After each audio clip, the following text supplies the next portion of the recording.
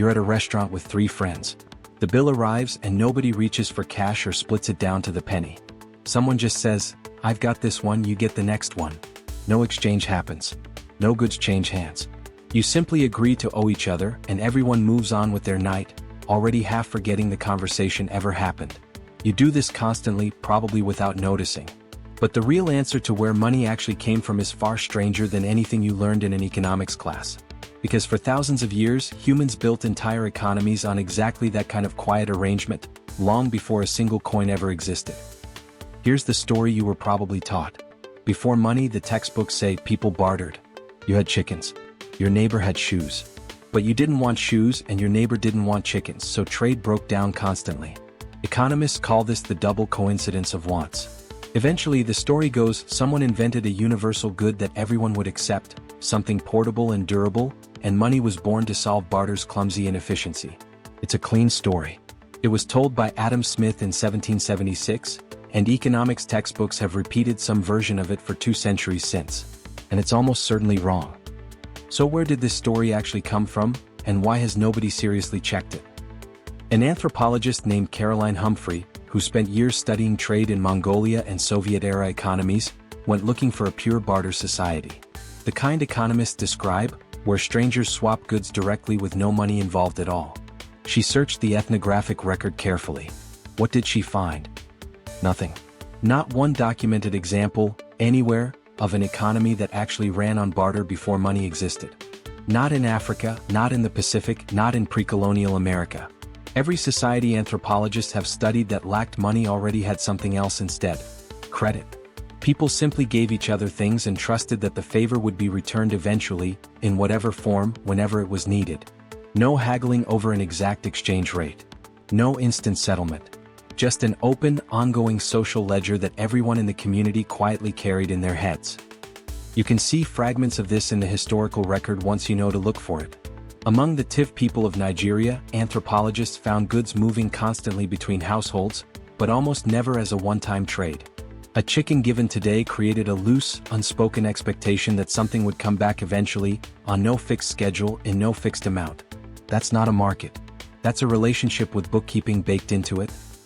A French sociologist named Marcel Mauss documented something similar decades earlier, studying gift-giving across Polynesia and the Pacific Northwest. He described elaborate ceremonies like the potlatch, where chiefs gave away enormous quantities of goods, sometimes to the point of near ruin. Why would anyone do that? Because the gift wasn't really free. It created an obligation. The receiver now owed something back, something that couldn't be repaid immediately or precisely, which kept the relationship alive for years. This wasn't barter at all. It was debt, dressed up as generosity, woven permanently into the fabric of the community. Nobody needed a coin to remember who owed what. The social relationship itself was the ledger, and forgetting it was treated as a far worse offense than running a literal balance. So if barter wasn't the starting point, what actually came before money? An anthropologist named David Graeber spent years tracing this question through history, and what he found turns the textbook story almost completely upside down. Long before any coin was struck, the earliest civilizations were already keeping precise financial records. In Mesopotamia, around 5,000 years ago, temple and palace administrators tracked debts on clay tablets using cuneiform script. These tablets recorded who owed whom, measured in fixed amounts of barley or silver.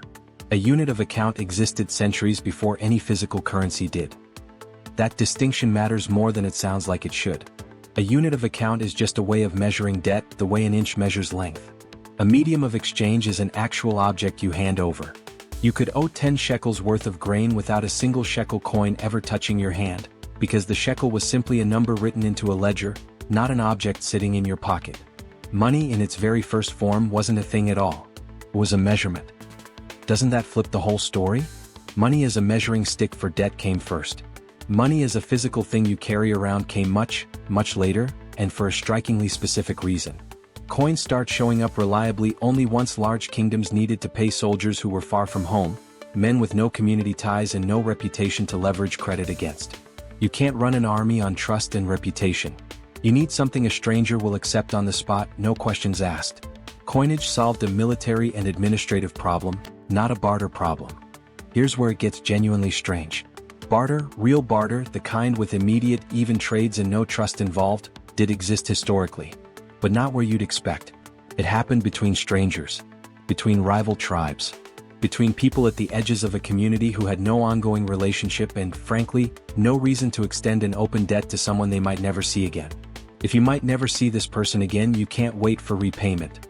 You need to settle the trade on the spot, item for item, right now with nothing left owed. So the textbook story isn't just incomplete. It's backwards.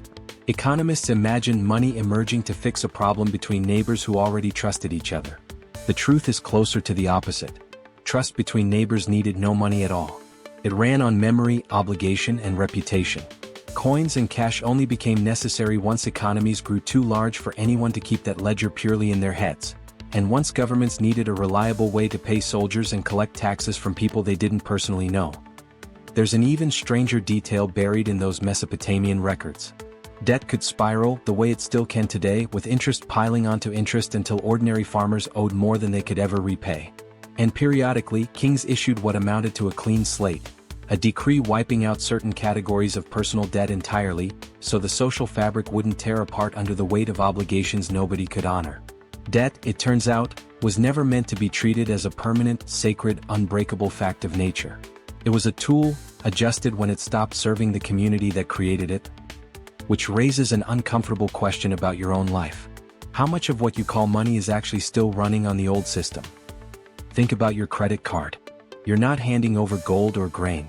You're generating a small, formal IOU, trusting that the system will settle the actual transfer later behind the scenes, while you walk out of the store with the bag already in your hand.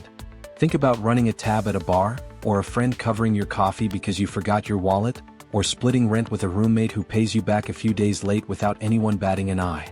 None of that is barter.